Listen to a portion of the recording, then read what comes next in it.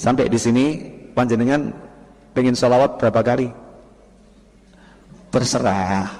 Lebih banyak lebih bagus.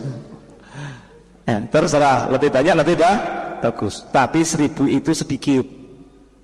Sebagian ulama mengatakan aqallul katsir, ya jumlah yang banyak, sholawat yang banyak minimal 350 di pagi hari, 350 di malam hari. Jadi kalau di total jumlahnya 700.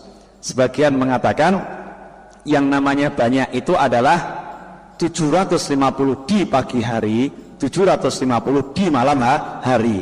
Kalau di jumlah berarti 1500. Kalau 1500 ya, yang satu 700. Saya ambil yang rodok tengah-tengah wae. 1000 ya. Kalau yang 1500 dia rodok cedak enggak wote aduh. Kalau buat yang 700 udah over ya kan ya. Udah lah lebih. Saya ngajak semuanya satu hari sholawat 1000 kali. Nah manfaatnya apa ya? Satu hari sholawat 1000 kali. Kita bahas yang 100 dulu. Bahas yang 100. Nabi Muhammad sallallahu alaihi wasallam bersabda, "Man shalla alayya wahidatan sallallahu alaihi ashram, wa man shalla alayya ashram sallallahu alaihi mi'atan, wa man shalla alayya mi'atan kataballahu lahu baina 'ainayhi bara'atan minan nifaq wa bara'atan minan nar wa askanahu Allah yawmal qiyamah ma'a syuhada fa'akthiru minas salati alayya kullama dzukirtu fa inha kafaratun li sayyi'atikum." Allahumma shalli wa sallim alaihi. Coba ini Rasul bersabda SAW, siapa yang sholawat kepadaku 1 kali, Allah bersolawat kepadanya 10 kali. Siapa yang sholawat kepadaku 10 kali, Allah bersolawat kepadanya 100 kali. Siapa yang sholawat kepadaku 100 kali, maka Allah mencatat untuknya 2 hal: bebas dari sifat munafik dan bebas dari siksa api neraka. Kemudian Allah meletakkannya di surga dalam kelompok para syuhada. Jadi surganya bukan sembarang surga kelas syuhada. Kira-kira gampang atau susah tuh kelas syuhada itu? Tuh lihat yang di Palestina tuh, itu gak gampang itu kelas syuhada. Jangan ngaku-ngaku oh gampang, Pip, saya berani jadi syuhada. Mengkiriin syuhada yang bagaimana? Kadang ngaku-ngaku jadi pengen syuhada, akhirnya nggak syuhada. Ya, kadang nggak mudah, wah pengen jadi orang yang mati syahid, cuman kemudian bom bunuh diri. Apa syahid yang begitu? Ya kan nggak ada pas gitu. Jadi syuhada itu nggak kan gampang. Wah ada orang yang, ya Rasulullah, sahabat tanya, siapa yang gugur di jalan Allah? Maka Rasul menjawab, mereka yang berjuang untuk menegakkan kalimat Allah gugur, maka itu gugur di jalan Allah. Makanya Khalifah Ali bin Abi Thalib ketika duel dengan Yahudi, angkat senjata perang ini dengan Yahudi, teng pedang kan teng ya, apa ting? Udah di antara teng dan ting gitu ya, pedangnya. Kemudian pedangnya Yahudi jatuh, Yahudi tersungkur. Sayyidina Ali mendekati si Yahudi, menghuluskan pedangnya dan akan mengayunkannya. Ketika pedang ini diayunkan belum sampai leher, Yahudi tadi meludahi. Maksudnya biar nebasnya lebih antar gitu. Sayyidina Ali langsung berhenti. Pedangnya disarungkan, Yahudi ditinggal. Kaget Yahudi ya. Sebentar. Kamu saya ludahi bukan tambah panas, bukan tambah emosi, tapi kok justru kamu nggak jadi bunuh saya, kenapa? Nabi saya mengajarkan kalau berjuang itu karena Allah, bukan karena nafsu. Tadi ketika saya luluskan pedang masih karena Allah. Ketika kamu meludahi saya, maka saya takut kalau saya bunuh kamu karena nafsu. Kalau saya bunuh kamu karena nafsu, tempat saya di neraka.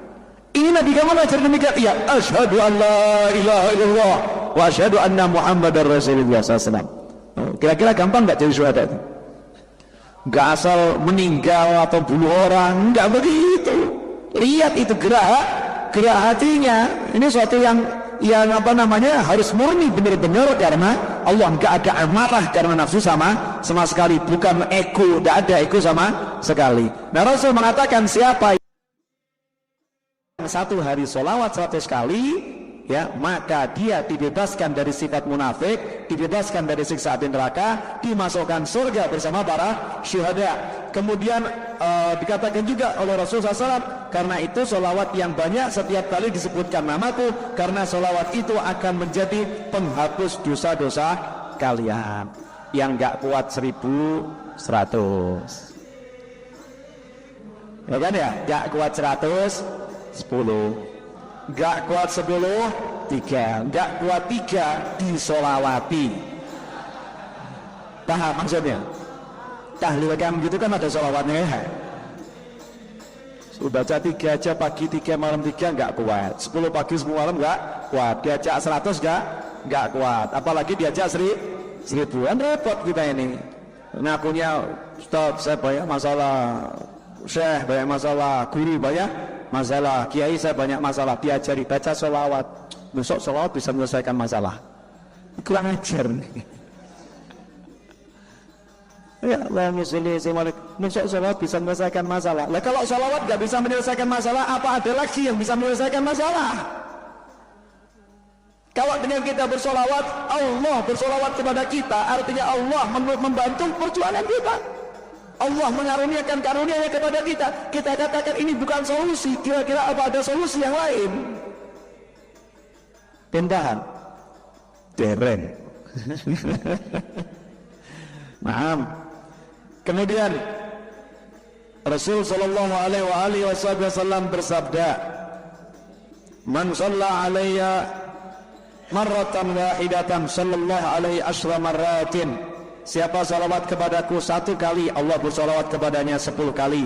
Dan barang siapa salawat kepadaku 10 kali, maka Allah salawat kepadanya 100 kali.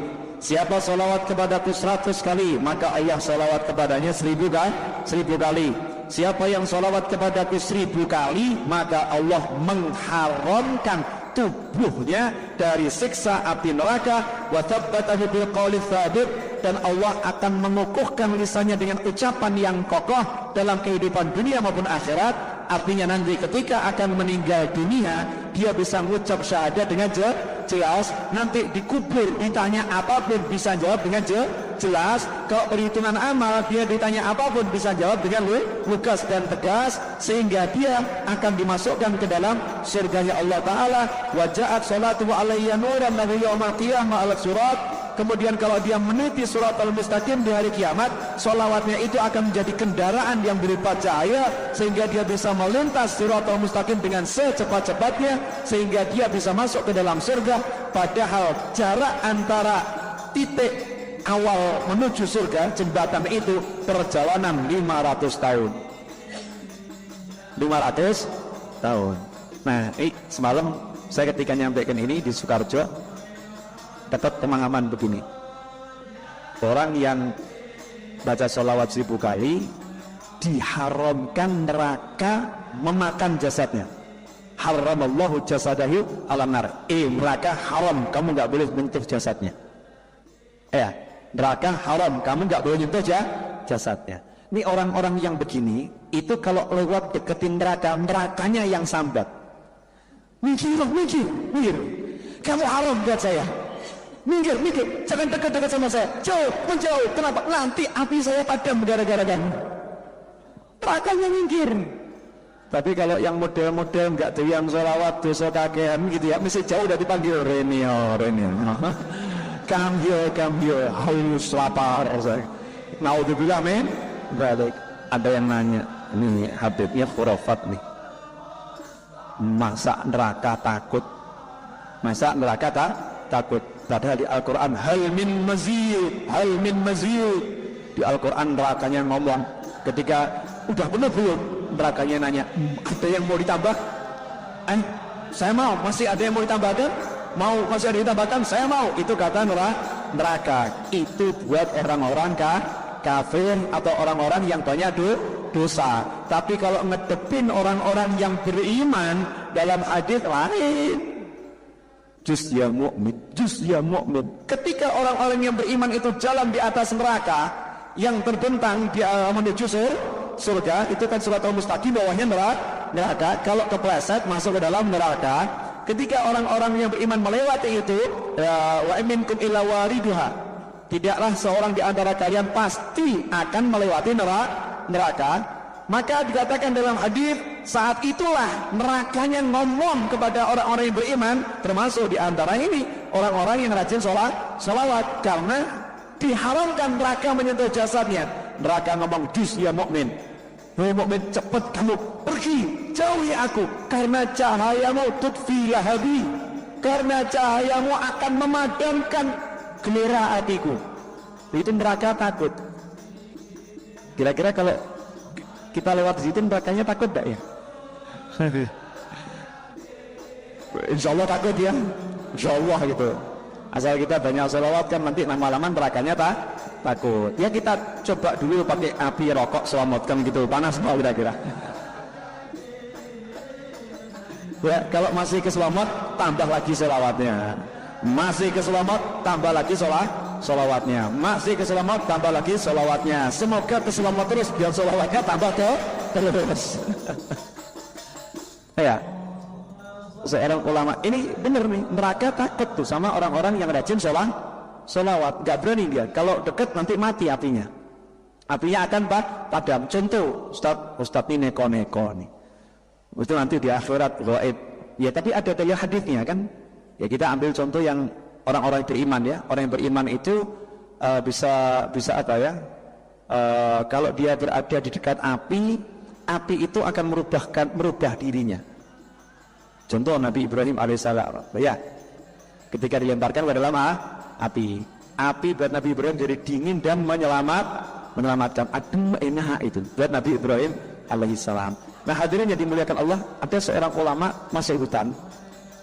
Ketika masuk hutan, tiba-tiba dia lihat ada harimau, ada singa, macan, semua deketi dia. Kira-kira kalau panjenengan masuk hutan ketemu yang begitu bagaimana? Melayu kan? Nah ini ulama mau lari juga ya pakai, maksud aku ulama Melayu kan begitu. Beliau naik ke tempat yang agak tinggi, sedangkan tuh harimau semua melongo. Ulama itu timbul rasa gentar dalam hati. Ingat, ini sholawat itu nurunkan rahmat. Maka beliau langsung baca sholawat terus. Hasilnya apa? Singa-singa pada jinak sehingga beliau bisa tidur. Sekelilingnya adalah singa. Silakan praktekkan di kebun binatang. Ya, kalau sampai panjenengan dicakar, dicaplok, berarti itu singanya tidak beriman, itu anti sholawat singanya itu.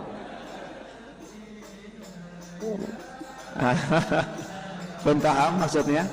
Jadi sholawat itu luar biasa.